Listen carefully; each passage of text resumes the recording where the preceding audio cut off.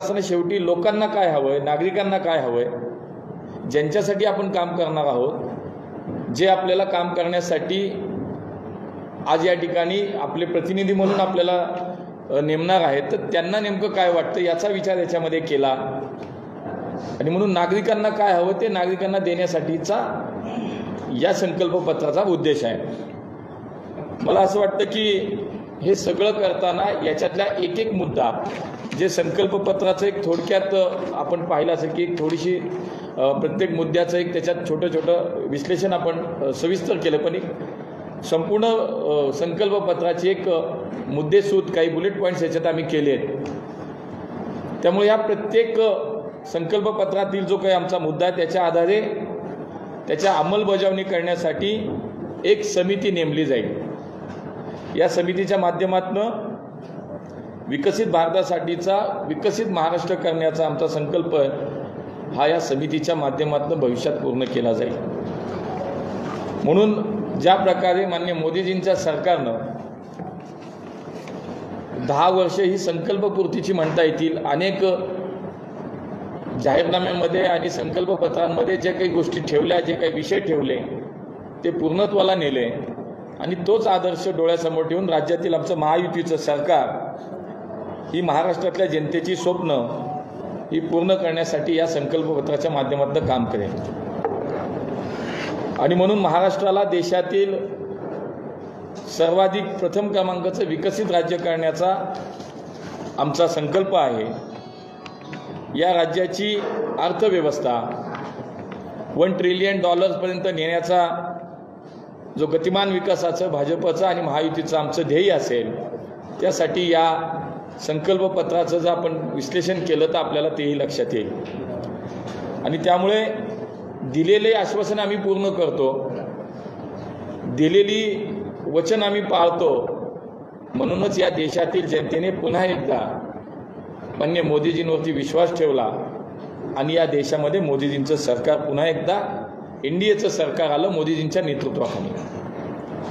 आणि म्हणून मला असं वाटतं की 2014 नंतर तर केंद्र सरकार, मी म्हणालो तसं 14 ते 19 महायुतीचं सरकार आणि मागच्या 2.5 वर्षाचं महायुतीचं सरकार, याच्यामध्ये अनेक विकासाचे प्रकल्प मार्गी लागले। पुणे, मुंबई, नागपूर सारख्या या मोठ्या महानगरामध्ये मेट्रोचं जाळं विस्तारलं गेलं।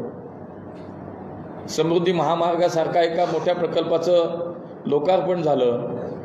कोस्टल रोड असेल, अटल सेतू असेल, अशा प्रकारच्या कामांची एक मोठी मालिका आपल्याला पाहायला मिळेल। तर दुसऱ्या बाजूला माननीय मोदीजींच्या योजनेतील जवळपास सगळ्या योजना जर आपण पाहिल्या तर या राज्यातील जवळपास 50% अधिक लोकांना कुठल्या ना कुठल्या योजनेचा लाभ मोदीजींच्या या योजनेचा झाला। आणि म्हणून राज्य सरकारनं सुद्धा लाडकी बहीण योजना असेल, किसान समृद्धी योजनेच्या माध्यमातून 6,000च्या केंद्र सरकारच्या निधीत 6,000ची वाढ केली। आत्ताच्या संकल्पपत्रामध्ये आता ती तर वाढ 9,000 पर्यंत केली आणि त्यामुळे आता 15,000 रुपये आमच्या शेतकऱ्यांना याच्यामध्ये मिळतील। लाडकी बहीण योजनेच्या माध्यमातून आमच्या भगिनींना वर्षाला 18,000 रुपये मिळत होते, ते आता 25,000 रुपये वर्षाला मिळतील, त्याच्यामध्ये वाढ केली गेली। अशा अनेक योजनांचा मी उल्लेख करीन। त्याबरोबर शेतकऱ्यांसाठीच्या मोफत पीक विमा योजनेचाही उल्लेख या ठिकाणी केला पाहिजे। शेतकऱ्यांच्या वीज माफीसाठी जवळपास राज्यातल्या 55 लाख शेतकऱ्यांना या वीज बिलाच्या माफीचा फायदा झाला। बघा, माझ्या हातात एक बिल आहे की या शेतकऱ्याला रमेश पोटभरे नावाचे शेतकरी आहेत नागपूरचे, त्यांना 8,000 रुपयाचं बिल आलं होतं शेतीचं पंपाचं आणि ते राज्य सरकारच्या माध्यमातून माफ केलं गेलं। त्याचं नवीन जनरेट झालेलं बिल 0 आलं। म्हणजे या राज्यातील शेतकऱ्यांच्या हिताचा विचार झाला, सर्वसामान्य नागरिकाच्या हिताचा विचार झाला। म्हणजे एका बाजूला प्रगतीनं हा महाराष्ट्र प्रगतीकडे वेगाने वाटचाल करतोय आणि दुसऱ्या बाजूला ही समाजातल्या शेवटच्या माणसाचा सुद्धा उद्धार करणं, त्याचं जीवन सुखकर करणं, समृद्ध करणं अशा पद्धतीचं काम गेल्या 2.5 वर्षामध्ये सुद्धा या राज्य सरकारच्या माध्यमातून झालं. आणि म्हणून या संकल्पपत्रामध्ये विचार करत असताना जसं आम्ही म्हणत तसं पुण्यासाठी सुद्धा खूप काही गोष्टी घडल्या. राज्य सरकार केंद्र सरकारच्या माध्यमातून पुण्याची मेट्रो सुरू झाली, चांदणी चौकासारखा प्रकल्प मार्गी लागला, आमचं नवीन टर्मिनल सुरू झालं, विमानतळ इतकं सुंदर आमचं आता नव्या रूपामध्ये आलं. आता विमानतळाच्या धावपट्टीचं विस्तारीकरणाचं काम वेगाने सुरू आहे, नद्यांचे प्रकल्प सुरू झाले, या ठिकाणी प्रधानमंत्री आवास योजनेत हजारो घरांची निर्मिती झाली. असे अनेक प्रकल्प आपण जर पाहिले, मेडिकल कॉलेज पुण्याच्या महापालिकेसाठी आपल्याला मिळालं, असे अनेक प्रकल्प हे राज्य सरकार केंद्र सरकारच्या माध्यमातून या पुण्याला सुद्धा मिळाले. आणि म्हणून दिलेला शब्द आम्ही पाळतो, दिलेला संकल्प आम्ही नागरिकांसाठीचा पूर्ण करतो, हे मला पुन्हा या ठिकाणी सांगायचे. आणि म्हणून आत्ताच्या या संकल्पपत्रामध्ये अनेक गोष्टींचा उल्लेख आपल्याला पाहायला मिळतो. त्याच्यामध्ये मी आत्ता म्हणाल तसं आमच्या लाडक्या बहिणींना आता दरमहा 2100 रुपये मिळणार आहेत. शेतकऱ्यांना जो कर्जमाफीच्या शेतकऱ्यांच्या किसान सन्मान निधी योजनेमध्ये आता 12 ऐवजी 15,000 रुपये आता त्याला दर महिन्याला मिळतील. त्याशिवाय वृद्ध पेन्शनधारकाचा सन्मान महिन्याला 2100 रुपये म्हणजे वर्षाला जवळपास 25,200 रुपयाचा आधार आमच्या आता ज्येष्ठ नागरिकांना सुद्धा मिळेल.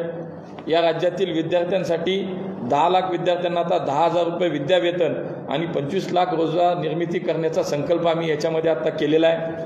ग्रामीण विकासाला मिळणार नवी दिशा, त्यासाठी म्हणून ग्रामीण विकासातील जवळजवळ 45,000 गावात आता पांढरण रस्त्याची निर्मिती करण्याचा संकल्प या पत्रामध्ये केलेला आहे. अंगणवाडीने आशा सेविकांना जवळपास 15,000 रुपये वेतन आणि विमा संरक्षण देण्याचा निर्णय आम्ही केलेला आहे. वीज बिलात 30% कपात होणार. सौर आणि अक्षय ऊर्जेवरती पुढच्या काळात अंगणवाडीने आशा सेविकांना जवळपास 15,000 रुपये वेतन आणि विमा संरक्षण देण्याचा निर्णय आम्ही केलेला आहे. वीज बिलात 30% कपात होणार. सौर आणि अक्षय ऊर्जेवरती पुढच्या काळामध्ये सरकार आमचं भर देईल, हाही आम्ही संकल्प या ठिकाणी केलेला आहे. सरकार स्थापनेनंतर फक्त केवळ पुढच्या 100 दिवसामध्ये आम्ही विजन महाराष्ट्र 2028 हा आमच्या या सगळ्या संकल्पात की आम्ही हे विजन 2028 सादर करणार आहोत या महाराष्ट्राच्या जनतेसमोर. या महाराष्ट्राला मी आता म्हणालो तसं मेक इन महाराष्ट्र बनेल तशा राज्यातल्या फिनटेक आणि AI ची राजधानी म्हणून नागपूर, पुणे, नाशिकसारखी शहरं आता एरोस्पेस हब म्हणून आपण पुढच्या काळात बनवण्याचा निर्णय या ठिकाणी केलेला आहे.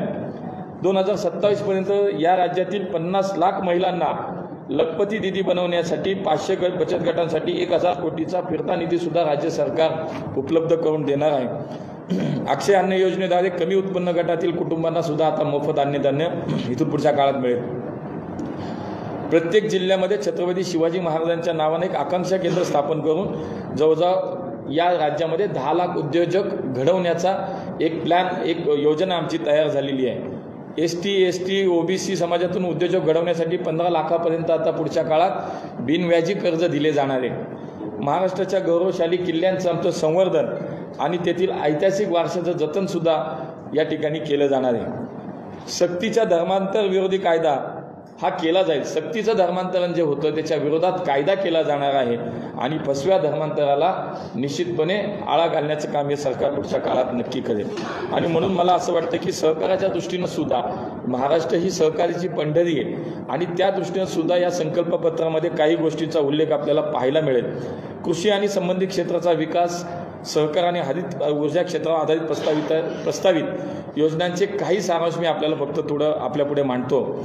सहकार आणि सहकारी बँका आणि पतसंस्थांच्यासाठी जिल्हा मध्यवर्ती सहकारी बँक आणि प्राथमिक सहकारी पतसंस्थेच्या कार्यक्षमतेचे, पारदर्शकतेचे आणि व्यावसायिकतेचे सुधारणा करून त्याचे बळकटीकरण करण्याचा निर्णय राज्य सरकार म्हणून पुढच्या काळात आम्ही महायुतीचं सरकार म्हणून करण्याचा निर्णय या ठिकाणी घेतला.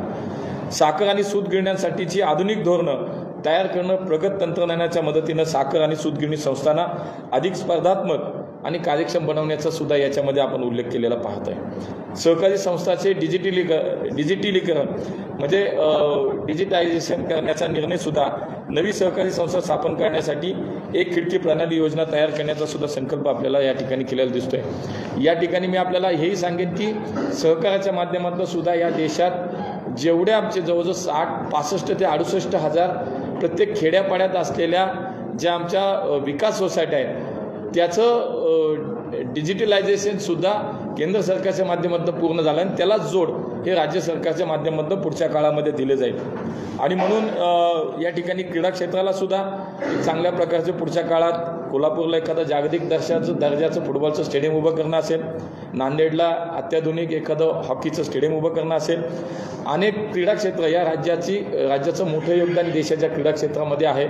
अनेक अर्जुन अवॉर्डी, छत्रपती अवॉर्डी या राज्यामध्ये अनेक वेगवेगळ्या स्पर्धांमध्ये या राज्यातल्या खेळाडूंनी देशाचं नाव जगामध्ये मोठं केलं आणि त्यामुळे या राज्यातली क्रीडा क्षेत्राला सुद्धा चालना देण्यासाठी म्हणून अनेक पुणे, नागपूर, नाशिक आणि छत्रपती संभाजीनगर या ठिकाणी ई स्पोर्ट्स केंद्र आणि प्रशिक्षण अकादमी उभारण्याचा सुद्धा या संकल्पामध्ये समावेश केलेला आहे। हवाई वाहतुकीच्या दृष्टीनं प्रत्येक जिल्ह्यामध्ये एक हेलिपॅड आता पुढच्या काळात करण्याचा निर्णय सुद्धा या ठिकाणी घेतला गेलेला आहे। मला असं वाटतं की हे सगळं पाहता शेवटी आमच्या संस्कृती आणि पर्यटनाचा सुद्धा एक विचार या संकल्पपत्रामध्ये केलेला दिसतोय। आज पन्हाळगडावरती छत्रपती शिवाजी महाराजांचं स्मारक उभं करणं असेल, आज तुळजाभवानी मातेच्या मंदिराच्या विकासासाठी निधी मंजूर करणं असेल, महालक्ष्मी मंदिराचा पुनर्विकासासाठीचा निधी असेल, पंढरपूर, आळंदी, देहू, पैठण सारख्या स्थळांचा समावेशसुद्धा श्री विठ्ठल सांस्कृतिक सर्किट या माध्यमातून उभं करण्याचं असेल। जे सांगितलं ते केलं, मला असं वाटतं म्हणून आम्ही याच्यावरती बोलतोय। पालखी महामार्गसारखा आमच्या संत तुकाराम महाराज आणि संत ज्ञानेश्वर महाराजांची भूमी आहे आणि राज्यातल्या लाखो वारकरी संप्रदाय हा दरवर्षी या पंढरीच्या वारीला जातो आणि म्हणून जवळपास 12,500 कोटी रुपयाचे पालखी महामार्ग सुद्धा आता पूर्ण होत आहेत आणि म्हणून मला वाटतं सर्वसमावेशक अशा पद्धतीचं आमचं हे संकल्पपत्र या महाराष्ट्रातील जनतेच्या समोर आज आम्ही ठेवतोय आणि याच्यातून आम्हाला विश्वास आहे की शेवटी हे केवळ आश्वासन राहणार नाही, का तर इथून मागचा अनुभव आपण जर पाहिला तर जे काही सांगितलं गेलं ते झालं आणि म्हणून संकल्पपत्र म्हटलं, आम्ही त्याला कुठेही आश्वासन म्हटलं नाही, कुठं जाहीरनामा म्हटलं नाही, संकल्पपूर्ती यासाठी म्हटलं की आम्ही या महाराष्ट्रातल्या 12 कोटी जनतेसाठीचा एक संकल्प केला आणि तो संकल्पपूर्तीसाठी निश्चितपणे महाराष्ट्रातली जनता ही महायुतीच्या सोबत राहील। केलेल्या कामाची पावती आणि भविष्यातील या राज्याचा विकास, या राज्याचं भविष्य, या राज्याची प्रगती म्हणून महायुतीसोबत या महाराष्ट्रातली जनता राहील असा विश्वास या ठिकाणी व्यक्त करतो। जे अभिनेते आहेत ते टीका केली भाजपवर की ज्यांनी विकास कामं करता आले नाही त्यांना धर्माचा नावाने मतं मागे टाकतात आणि विकास कामं न केल्यामुळे धर्माचा आधार घेत असं त्यांनी टीका केली जातो। ते अभिनेते म्हणून बोललेत का राजकीय कार्यकर्ते नेते म्हणून बोललेत, आता ते एकदा कळलं म्हणजे बोलता येईल आपल्याला।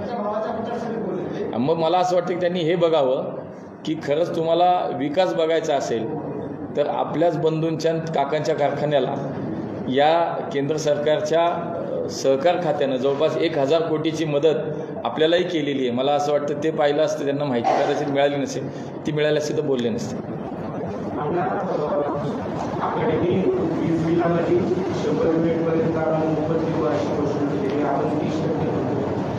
बघा, ज्यांना माहिती आहे की आपण येऊ शकत नाही ते काही बोलू शकतात। आम्ही जे सांगितलं ते करतो। आता किती खोटं बोलतात ही लोक बघा। ज्या लोकांनी लाडक्या बहीण योजनेचं त्याच्यावरती टीका केली, ही योजना बंद पडणार म्हणून सांगितलं, फसवी योजना म्हणून सांगितलं, आज तीच लोक त्यांच्या जाहीरनाम्यात याच योजनेच्या माध्यमातून आम्ही 3000 रुपये देऊ म्हणतात। म्हणजे हे लोकांना समजतं की तुम्ही एका बाजूला या लाडक्या बहीण योजनेवरती टीका करता, पैसे कुठून आणणार म्हणता, मग तुम्ही ती योजना आणायची, लाडक्या बहीण योजनेवरती टीका करता, पैसे कुठून आणणार म्हणता, मग तुम्ही ती योजना आणायचं तुमच्या जाहीरनाम्यात देतात, तेव्हा कुठून पैसे आणणार आहेत हे समजतं सगळ्यांना। मला असं वाटतं महाराष्ट्रातील जनता शून्य ती पाहती आहे।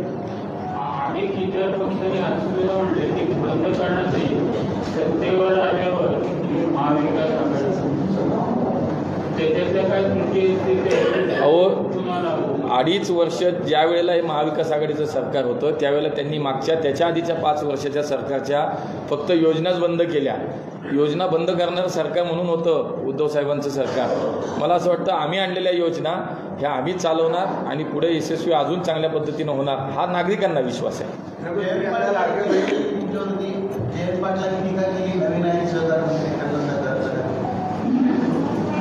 मी नवीन आहे नक्की आहे सहकार मंत्री म्हणून, पण मला असं वाटतं की पाटील साहेबांना कदाचित मी बोललेलं थोडं लागलं असावं की त्यांच्या कारखान्याला 1442 कोटी रुपये सहकार खात्यातनं NCDCतनं मिळाले, पण ते सहकार मर्शी असतील, पण मी एक शेतकऱ्याचा मुलगा आहे रोज गावातल्या दूध डेअरीवरती जाऊन दूध घालणाऱ्या शेतकऱ्याचा मुलगा आहे. गावातल्या विकास सोसायटीमधनं काही ना काही शेतीच्या कामासाठी 10,000 5,000 कर्ज घेणाऱ्या शेतकऱ्याचा मुलगा आहे. त्यामुळे मी थेट सहकार्याशी जोडलेलो आहे. मला असं वाटतं आपल्या माध्यमातून त्यांना माहिती पोचवावी. त्यांचा एकच राजाराम बाप्पू. असे महाराष्ट्रातल्या 2 गोष्टी आहेत बघायच्या. 1-2 गोष्टी नेत्यांना नाही सांगतो आम्ही. एक सांगतो की माननीय मोदीजींचा हाच एक विचार होता की या देशातली ग्रामीण अर्थव्यवस्था जर सक्षम करायची असेल तर आम्हाला देशाचा सहकार समृद्ध केला पाहिजे, त्याला ताकद दिली पाहिजे. आणि म्हणून एका स्वतंत्र मंत्रालयाची निर्मिती केली आणि माननीय अमित भाईंच्या नेतृत्वाखाली सातत्यानं या देशाचा सहकार हा अधिक चांगला व्हावा म्हणून काम केलं जातं. NCDCच्या माध्यमातून महाराष्ट्रातल्या सर्वपक्षीय नेत्यांच्या साखर कारखान्याला, त्या नेत्यांना नाही दिलं, शेवटी शेतकरी आमचा जोडला गेला. तो सहकारी साखर कारखाना आहे आणि म्हणून 7,500 कोटी रुपये आम्ही महाराष्ट्रात दिले NCDCच्या माध्यमातून. दुसरी एक बाजू 10,000 कोटी रुपये. आज या सगळ्या साखर कारखान्यांना इन्कम टॅक्स लागत होता. हा इन्कम टॅक्स आता लागणार नाही, तो माफ केला. तो 10,000 कोटी रुपये. त्यात पाहिलं नाही ना आम्ही की इथे काही अमित देशमुख साहेबांचा कारखाना आहे का जयंत पाटील साहेबांचा कारखाना आहे का इकडं अजून कोणाचा आमच्या कुठल्या तरी एखाद्या नेत्याचा कारखाना आहे. त्यामुळे या राज्यातलं सहकार हा अधिक समृद्ध व्हावा, आमची शुगर इंडस्ट्री जी आहे अजून चांगली व्हावी, शेतकऱ्यांना त्याचा आधार व्हावा. शेवटी इन्कम टॅक्स द्यायचा म्हटला तो शेवटी शेतकऱ्यांच्याच पैशांना दिला गेला असता. आणि म्हणून मला असं वाटतं की याच्यामध्ये कुठलाही आम्ही दुसरा विचार न करता या राज्यातलं सहकार हे अधिक ताकदवान व्हावं, बळकट व्हावं म्हणून केलेलं काम आहे. मला असं वाटतं हे आपण मांडलं तर जास्त चांगलं. आश्वासन दिलेलं आहे तर त्याच्यावरती अजित पवारांचे राष्ट्रवादीची त्याला सहमती आहे का, आणायचा बदल आहे तर अधिकार नाही. सक्तीचं धर्मांतरण असं स्पष्ट शब्द म्हणले. सक्तीचं धर्मांतरण या राज्यात पुढच्या काळात होणार नाही म्हणून कायदा आणला जाईल. शेवटी सहमतीनं चर्चा करूनच हे निर्णय घेतले जातात. हां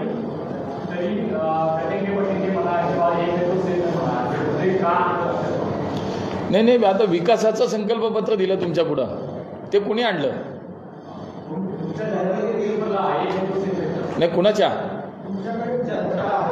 चर्चा आहे काय? म्हणजे आज महाराष्ट्रातल्या जनतेला हे देणार आहे आम्ही आता. याच्यासाठी म्हटलंय शेवटी हे बघा प्रत्येकाला व्यक्तीला आपण काय केलं पाहिजे आणि काय झालं पाहिजे हे नक्की कळतं. त्यामुळे आज आम्ही विकासाचं संकल्पपत्र घेऊन समोर आमच्यापुढे तुम्ही संकल्पपत्र मांडताय आणि TV आणि जाहिराती आहेत त्याच्यामध्ये एक सेफ आहे अशा जाहिराती आहेत. तो कोणापुढे काय म्हणतात? नाही याच्यात वेगळं काय आहे त्याच्यात? शेवटी त्याच्यामध्ये देश एक संद राहावा, समाज एक संद राहावा अशी भावना आहे. हां चला पुढे.